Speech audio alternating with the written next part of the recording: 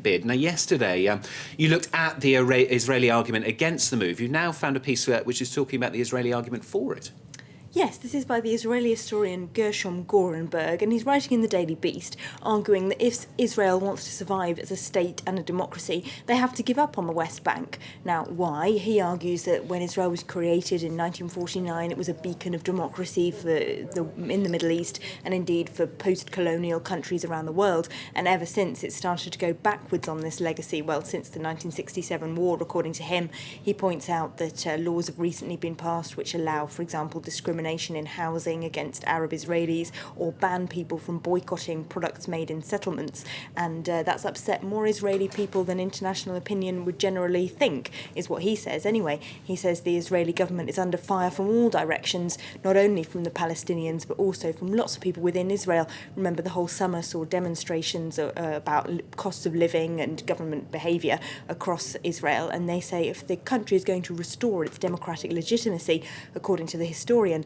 then the first thing is to allow the Palestinians to have their own state. And a lot of the papers also picking up on the story about whether it may become an election issue now. The Republican hopeful Rick Perry attacking Obama, saying he's betrayed Israel.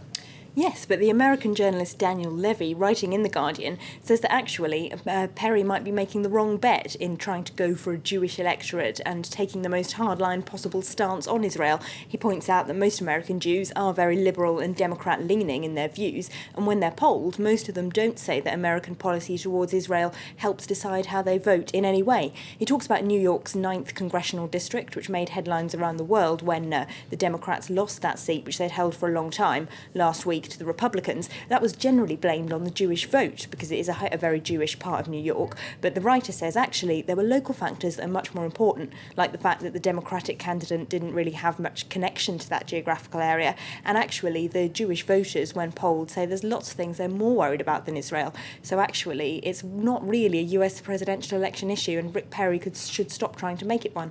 Let's go somewhere completely different now. The assassination of the former Afghan president and the effect that may have on peace talks. Yeah, there's an interesting piece in The New Yorker which calls it the opening shot in the civil war that the American troops leaving Afghanistan could spark. Now, Rabbani, of course, was a key figure in the reconciliation process and also an old enemy of the Taliban. He was once a Northern League warlord and was president of Afghanistan before the Taliban took control. So their killing of him, they're really taking vengeance of a decades-old grudge. And according to The New Yorker, they've launched a campaign of assassinations against all sorts of people in high-ranking roles in Afghanistan, from provincial governors to police chiefs, anyone who's opposed them, even if that grievance dates back decades. And he's worried that after American troops pull out, that could descend into a civil war. Another story which is making all the papers, a story which we told you about a little bit earlier on here on France 24, the imminent execution of Troy Davis in Georgia. Yes, the New York Times calls the decision of the Georgia Parole Board to turn down his appeal for clemency yesterday a grievous wrong and a tragic miscarriage of justice. Of course, there's particularly egregious elements surrounding this particular case, including the recantation of the witnesses whose testimony helped convict Davis of that police officer's murder back in 1989, and also the fact that there's just no scientific evidence linking him to the crime. But the New York Times actually says it's not that different from any other capital case. The legal process in which the death penalty is handed down in America is completely suspect, according to the New York Times. They think the country needs to look again at the whole process. And finally, Elena's going to take us to Italy. This is the downgrade. What are the Italian press saying?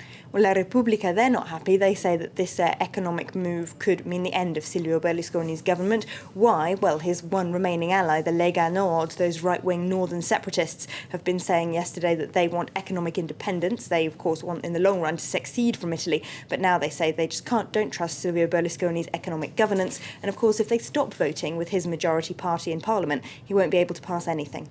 There you go. That's your flick through the international papers with Elena. Thanks very much. Let's move on then. A last-ditch hope to avoid a major